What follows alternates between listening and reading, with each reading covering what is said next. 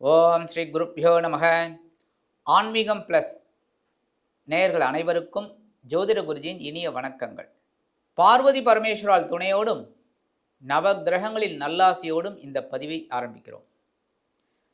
இந்த அருமையான காணொலியில் நம்ம என்ன பார்க்க போகிறோம் அப்படின்னா, சூரிய பகவானின் அற்புதமான ஒரு பெயர்ச்சி. ஆக்சுவலாக பார்த்திங்கன்னா சூரிய பகவான் அதெல்லாம் நம்ம பூமியில் இருக்கிறதுனால தான் நம்ம பெயர்ச்சியாக நினச்சிக்கிறோம்.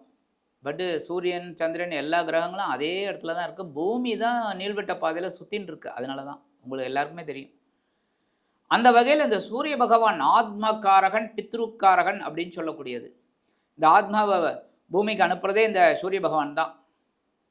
இந்த சூரிய பகவானோட ஒளியை வாங்கி தான் அத்தனை கிரகங்களும் நமக்கு செயல்பாட்டுக்கு வருது, ராகு கேது தவிர. அதனால தான் அதுக்கு நிழல் கிரகங்கள், சாயா கிரகங்கள் அப்படின்னு சொல்கிறோம். அதுக்கு அடுத்தபடியாக பார்த்தீங்கன்னா சனீஸ்வர பகவானும் அதே தான்.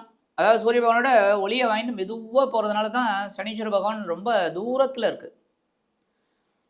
அந்த வகையில் இந்த ஆத்மகாரகன், பித்ருக்காரகன் 17/9/2025 முதல் 17/10/2025 வரைக்கும் கிட்டத்தட்ட ஒரு மாதம் கன்னி ராசியில் சஞ்சாரம் பண்ண போகிறார். கன்னி ராசி அப்படிங்கும்போதே அது புதனோட வீடு. அந்த புதனோட வீட்டில் சூரிய பகவான் வர்றது ரொம்ப பெரிய பாக்கியம். ஏன்னா புதனுக்கும் சூரியனுக்கும் நட்பு தான். அதனால தான் புதனும் சூரியனும் ஒரு இடத்துல இருந்தது அப்படின்னாலே புதஆதித்ய யோகம். ஒரு குழந்தை பிறக்கும்போது அந்த இது இருந்தனால யோகம், சின்ன சின்ன டிகிரி வித்தியாசம் இருந்தால் கூட அந்த யோகம் கண்டிப்பாக அந்த குழந்தைக்கு கிடைக்கும். இந்த சூரிய பகவான் சிம்ம ராசிக்கு அதிபதி. அதே சமயம் கிருத்திகை, உத்திரம், உத்திராடம் இந்த 3 நட்சத்திரத்துக்கும் இவர் தான் அதிபதி. அந்த வகையில் இந்த சூரிய பகவான் கன்னிராசியில் இருந்துக்கிட்டு அற்புதமான பலன்களை கொடுக்க போகிறார். கன்னிராசி அப்படிங்கும்போது புரட்டாசி மாதம். ஆக்சுவலாக புரட்டாசி அப்படின்னாலே டக்குன்னு நமக்கு ஞாபகம் வருது பெருமாள் தான், வைஷ்ணவ சம்பிரதாயம் தான். திருப்பதியிலையும் நல்ல பிரம்மோற்சவம் அதெல்லாம் நடக்கும். ஆனால் இதே இடத்துல பார்த்தீங்கன்னா இதுக்கு பேர் ஷடஷீதி புண்ணிய காலம். அது சிவபெருமானுக்கு உகந்தது. ஏன்னா சூரியன் அப்படின்னாலே சிவபெருமான். ஸோ இந்த சூரிய பகவான் கன்னிராசிக்கு வரும்போது அதி அற்புதமான பலன்களை கண்டிப்பாக கொடுப்பார். இது ஆக்சுவலாக பார்த்தீங்கன்னா தட்சிணாயன புண்ணிய காலம். தட்சிணாயனம் ஆரம்பிச்சுடுத்து. இந்த சூரிய பகவான் 17/9/2025 முதல் 27/9/2025 அவரோட சொந்த நட்சத்திரமான உத்திர நட்சத்திர காலில் சஞ்சாரம் பண்றார். 28/9/2025 முதல் 9/10/2025 வரைக்கும் இந்த சூரிய பகவான் சந்திர பகவானின் ஹஸ்தம் நட்சத்திரத்தில் டிராவல் பண்றார். அதுக்கு அடுத்தபடியாக 10/10/2025 முதல் 17/10/2025 வரைக்கும் செவ்வாய் பகவானின் மிருகசிருஷ நட்சத்திர காலில் சஞ்சாரம் பண்றார். இது ஆக்சுவலாக பார்த்தீங்கன்னா எல்லாமே ஏ டீம். சூரிய பகவான் அவரோட சொந்த நட்சத்திரம், அடுத்தது சந்திர பகவானின் ஹஸ்தம், அடுத்தபடியாக செவ்வாயோட மிருகசிருஷம். இந்த ஒரு மாதம் கன்னி ராசியில் இந்த சூரிய பகவான் சஞ்சாரம் பண்ணி அதி அற்புதமான பலன்களை நமக்கு கொடுக்க போகிறார். இந்த பதிவுக்கு போகிறதுக்கு முன்னாடி சப்ஸ்கிரைப் பண்ண அனைத்து இனிய நெஞ்சங்களுக்கும் எங்களது நன்றிகள், வாழ்த்துக்கள், ஆசீர்வாதங்கள். அதே சமயம் சப்ஸ்கிரைப் பண்ணிக்கங்க. அப்போ தான் நாங்கள் போடுற ஒவ்வொரு நிகழ்ச்சியும் உங்களுக்கு டக்கு டக்குன்னு கிடைக்கும். லைக் பண்ணுங்கள், கமெண்ட் பண்ணுங்கள், ஷேர் பண்ணுங்கள். இப்போ இந்த பதிவுக்கு போகலாமா? எனது அன்பான கன்னி ராசி நேயர்களே, இந்த அருமையான பதிவில் நம்ம என்ன பார்க்க போகிறோம் அப்படின்னா, சூரிய பகவானின் அற்புதமான பேச்சு. இந்த சூரிய பகவான் உங்களுக்கு விரையாதிபதி. எப்போவுமே கன்னி ராசி என்பவர்கள் ஏதாவது ஒரு வகையில் செலவு பண்ணிகிட்டே இருப்பீங்க. ஒன்றும் உடல் ஆரோக்கியம் இல்லைன்னா கண்ட செலவுகள், ஏதாவது ஒன்று ஜாலியாக சந்தோஷமாக இருந்துட்டு போவோமே. ஏன்னா உங்களுக்கு 2ஆம் இடத்த அதிபதி பார்த்தீங்கன்னா சுக்கிர பகவான். சந்தோஷமாக இருந்துட்டு போவோம், குடும்பத்துக்காக செலவு பண்ணும். என்ன பெண்ணை ஒரு சினிமாவுக்கு போயிட்டு வருவோம், எவ்வளோ ஆகும்? 4000 ஆகும், 5000 ஆனால் ஆகிட்டு போட்டோம். என்ன பெண்ணு. அதேமாரி விரையாதிபதி சூரிய பகவான் இது வரைக்கும் எங்கே இருந்தார்னு பார்த்தீங்கன்னா உங்கள் விரயஸ்தானத்திலே இருந்தார். சரி, செலவுகள் அதிலெல்லாம் ஒன்றும் குறைச்சல் இல்லை சுவாமி. ஏகப்பட்ட செலவுகள், உடம்பு ஆரோக்கியத்துக்காக நிறைய மருத்துவ செலவுகள் பண்ணிட்டேன், இதை பண்ணிட்டேன், அதை பண்ணிட்டேன். ஆனால் அப்படின்னு நீங்கள் சொல்கிறது புரியுறது, புலம்புறது புரியுறது. ஆனால் அதே சமயம் சில சொத்துக்களும் வாங்கியிருக்கீங்க. நிறைய பேருக்கு சொத்து சுகம் கிடைச்சிருக்கு, இடமாற்றம் கிடைச்சிருக்கு, வீடு மாற்றம் கிடைச்சிருக்கு. வீடு மாற்றணும் அப்படி இப்படிங்கிறவங்களுக்குலாம் கண்டிப்பாக ஒரு நல்ல மாற்றங்கள் இனிமையாக வந்திருக்கு. அந்த வகையில் விரயஸ்தானத்தை விட்டு விலகக்கூடிய சூரிய பகவான் அது எங்கே வர்றாருன்னா உங்கள் ஜென்மராசிக்கு வர்றார். முக்கியமாக 12ஆம் இடத்தை விட்டு விலகிறதே பெரிய பாக்கியம். ஏன்னா கேது விட்டு விலகிறதே ஒரு பெரிய இது விஷயம். ஆக இந்த ஜென்மராசிக்கு வரக்கூடிய சூரிய பகவான் என்ன ஒன்று, இந்த ஜென்மராசிலேருந்து ஸ்ட்ரைட்டாக 7ஆம் பாரு அவங்க சனீஸ்வர பகவானை பார்க்குறாரு. இந்த சனி பகவானும் சூரிய பகவானும் சமசப்தமாக பார்த்துக்கிறார்.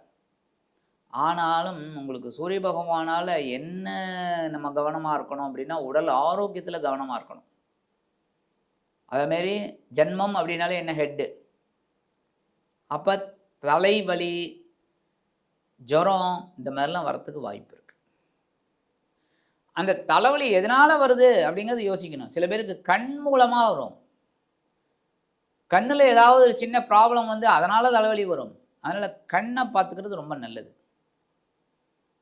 கண்வலி வந்தாலே டக்குன்னு டாக்டர்கிட்ட போயிட்டு அதுக்கு உண்டான ரெமெடியை பண்ணுறது நல்லது. சரியா? ஏதாவது சின்ன சின்ன மருத்துவ செலவு வந்து கரெக்டாக பார்த்தோம். சில பேருக்கு இந்த வெளியூர் இல்லைன்னா வெளிநாடு போகக்கூடிய ஒரு வாய்ப்பும் கண்டிப்பாக இருக்குங்க. ஏன்னா ஏதாவது ஒன்று ஒரு சின்ன குழப்பத்தோட வெற்றி கிடைக்கும். உங்களுக்கு குடும்பத்தில் சின்ன சின்ன குழப்பங்கள்லாம் இருக்கும். அதேமாதிரி இந்த சொத்து வாங்குறது விற்கிறது அதிலலாம் இருக்கா பாருங்க, அவளுக்கெல்லாம் கொஞ்சம் பிரச்சனை இருக்கும், டென்ஷன் இருக்கும். பொறுப்புணர்ந்து நடந்து கொள்வது ரொம்ப நல்லது.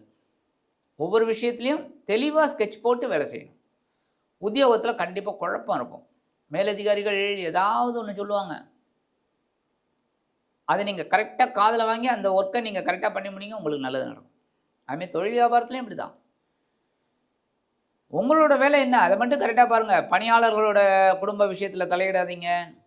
அதேமாதிரி பார்ட்னர்ஸ் கூட்டாளிகளோட பர்சனல் மேட்டர்ஸ்லாம் தலையிடாதீங்க. நீ இப்படி பண்ணியிருக்கலாமேப்பா, அப்படி பண்ணியிருக்கலாமே, அதெல்லாம் வேணாம். உங்களோட தாட்டை கேட்டு உங்களோட இதை கேட்டாங்கன்னா நீங்கள் வாங்க, உங்கள் அட்வைஸை கேட்டால் நீங்கள் சொல்லுங்கள். அது கூட காலம் அதெல்லாம் பார்த்து, இந்த இடம் பொருள் ஏவல்னு சொல்லுவாங்க பார்த்தீங்களா, அந்த மாதிரிலாம் பார்த்து பண்ணுறது ரொம்ப நல்லது. முதல்ல வரக்கூடிய 11 நாட்கள் கண்டிப்பாக நீங்கள் உடல் ஆரோக்கியத்தில் கவனமாக இருக்கணும். பயணம் கண்டிப்பாக கிடைக்கும், ஏதாவது ஒரு பயணம், அதில் இந்த முன்னெச்சரிக்கை நடவடிக்கை அதெல்லாம் எடுத்துக்கிறது ரொம்ப நல்லது. மேக்ஸிமம் பயணத்தை அவாய்ட் பண்ணுறது நல்லது. இல்லை போய்த்தான் ஆகணும், இப்போ உத்தியோகம் தொழில் அப்படின்னா போய்த்தானே ஆகணும். அதுக்காக மாட்டேன்னு சொல்ல முடியுமா? அதில் 11 நாட்கள் நான் வந்து ஜோசியர் சொல்லிட்டா நம்ம வெளியில் போக மாட்டேன் அப்படின்னு சொல்ல முடியும்? போய்த்தானே ஆகணும். ஏன்னா லௌகீகம் திரவியம் தர்றதுக்கு நம்ம போய் தான் ஆகணும். அப்போ என்ன பண்ணணும்? கண்டிப்பாக நீங்கள் உடல் ஆரோக்கியத்தில் கவனமாக இருங்க, அவ்வளோதான். ஜஸ்ட்டு ஏன்னா இந்த 11 நாட்கள் உங்களது விரையாதிபதி சூரிய பகவானின் சொந்த நட்சத்திரமான உத்திர நட்சத்திர காலில் ட்ராவல் பண்ணுறார், கவனமாக இருக்கணும். அடுத்தபடியாக வரக்கூடிய 12 நாட்கள் இது எப்படி இருக்குன்னா கொஞ்சம் பரவாயில்லைங்கிற மாதிரி இருக்கும்.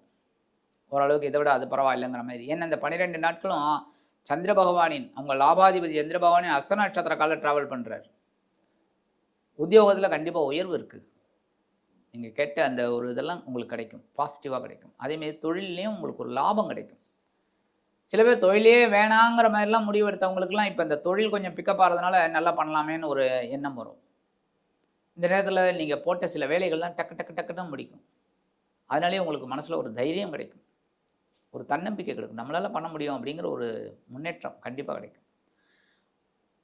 அடுத்தபடியாக வரக்கூடிய 8 நாட்கள், இந்த 8 நாட்கள் பார்த்திங்கன்னா உங்களுக்கு கொஞ்சம் குழப்பத்தையும் இதையும் கொடுக்கும். ஏன் அப்படின்னா சகாயாதிபதி அஷ்டமாதிபதி செவ்வாய் பகவானின் நட்சத்திரசாரமான செவ்வாய் சித்திரை நட்சத்திர காலில் ட்ராவல் பண்ணுறார்.